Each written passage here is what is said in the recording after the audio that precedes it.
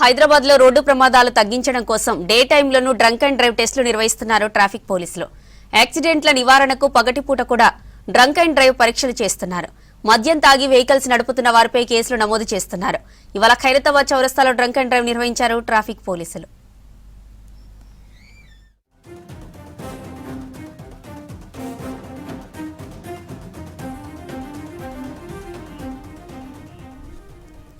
Special drive లో భాగంగా పలు స్కూల్స్ బస్ డ్రైవర్లకు డ్రంక్ అండ్ డ్రైవ్ టెస్టులు చేశారు.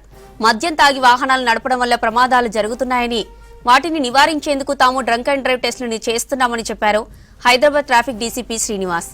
డ్రంక్ అండ్ డ్రైవ్ కేసులు తగ్గే వరకు డే టైంలోనూ స్పెషల్ తనిఖీలు ఉంటాయన్నారు. వాహనదారులకు ఇబ్బందులు కలగకుండా రద్దీ తక్కువ ఉన్న ప్రాంతాల్లో తనిఖీలు చేపడుతున్నట్లు డీసీపీ శ్రీనివాస్ చెప్పారు.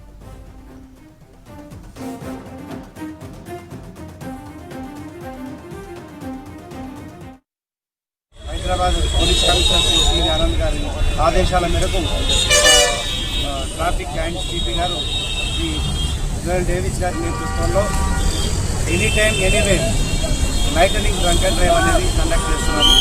దానివల్ల తాగి వాహనాలు నడిపే డ్రైవర్లను నిరోధించడం యొక్క డ్రంక్ అండ్ డ్రైవ్ ముఖ్య ఉద్దేశం.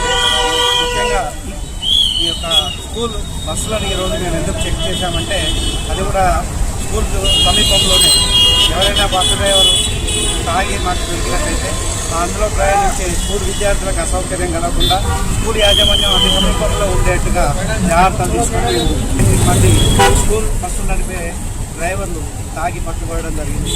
ఇది చాలా ప్రమాదకరం. విద్యార్థుల యొక్క వాళ్ళ యొక్క రక్షణకు చాలా ప్రమాదకరం అని చెప్పి